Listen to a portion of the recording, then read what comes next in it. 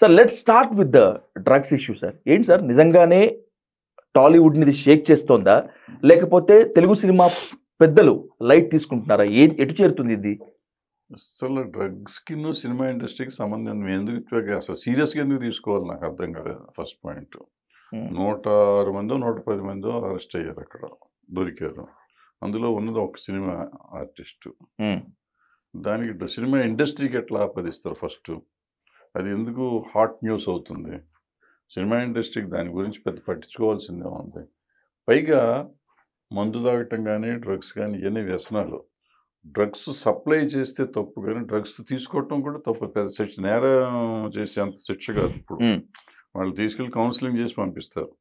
చట్టాలు అయితే ఇక్కడ నాకు తెలిసి జైల్లో పెట్టే చట్టం అయితే ఏం లేదు. అవును. సో ఇప్పుడు దాని గురించి మనం చర్చిస్తున్నాం. ఇప్పుడు మనకి లాస్ట్ 15 years నుంచి ఒక కేసు నడుస్తుంది.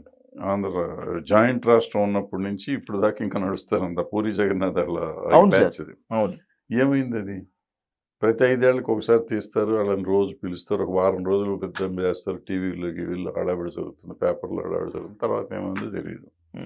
అప్పుడు కూడా 60 మంది అరెస్ట్ అయ్యారు. వీళ్ళు 10 మందినే వాళ్ళు ఇంటర్వ్యూ, మిగిలిన వాళ్ళని ఎందుకు ఇంట్రాగేట్ చేయరు తెలియదు. ఇప్పుడు 110 మందిలో ఒక్క అమ్మాయి హేమ ఉందంటున్నారు. సో మిగిలిన వాళ్ళు ఎవరు లేరు. మరి ఇప్పుడు మనకేంటి కంగారు? మనం ఎందుకు కంగారు పడాల్సిన? టాలీవుడ్ ఇండస్ట్రీకి ఏం సంబంధం దాంట్లో?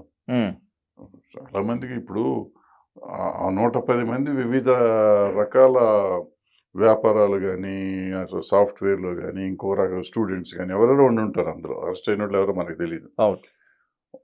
ఆ రంగాల గురించి ఎవరు మాట్లాడకుండా ఒట్టి సినిమా రంగాన్ని గురించి, అది కూడా టాలీవుడ్ని గురించి మాట్లాడతాం ఎంతవరకు న్యాయం?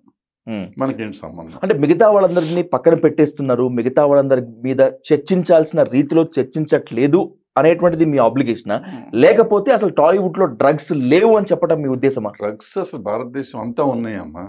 డ్రగ్స్ టాలీవుడ్ లో సంగతి ఎందుకు మాట్లాడతారు? ఎక్కడ లేవు? ఎక్కడన్నా వాడుతుంది. కాలేజీలో, స్కూల్స్లో పిల్లలు వాడుతున్నారు. ఈ సీరియస్ ఇష్యూ. అది సినిమా ఇండస్ట్రీలో ఉన్నది. వీళ్ళు సంపాదించుకుంటున్నారు, తాగుతారు, తగలేసుకుంటారు, సస్తారు. పిల్లలు, చిన్నపిల్లలు స్కూల్లోను కాలేజీలోను వాళ్ళు ఉన్నాయి. లేవని చెప్పానండి ఎక్కడన్నా, ఏ గవర్నమెంట్ అన్నా ఈ దేశంలో. వాళ్ళని ఏం కంట్రోల్ చేస్తున్నారు? వాళ్ళ గురించి మనం ఏం మాట్లాడుతున్నాం? మనం ఛానల్లో కూర్చొని మాట్లాడుతున్నాం కదా. మనం ఇంపార్టెంట్ పిల్లల భవిష్యత్తును గురించి మాట్లాడాలి మనం. అది మాట్లాడటం మానేసి నాలాంటి వయసు అయిపోయిన వాళ్ళు, లేకపోతే సినిమాల్లో కొంచెం గ్లామర్ అండ్ డబ్బు సంపాదించుకున్న వాళ్ళు డ్రగ్స్ తీసుకుంటే వాళ్ళని గురించి మనం మాట్లాడేసుకుని ఏం చేస్తాం? ఏం ఉద్ధరిస్తాం?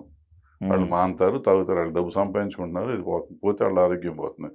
బట్ చిన్న పిల్లలు, చదువుకుంటున్న పిల్లలు చదువుకి పనికి రాకుండా, ఫ్యామిలీకి పనికి రాకుండా పోతారు కదా. వాళ్ళని గురించి కదా మనం చాలా ఆందోళన పడాల్సింది, ఆలోచించాల్సింది, చర్చించాల్సింది వాళ్ళని గురించి. అది మనం చేయట్లేదు.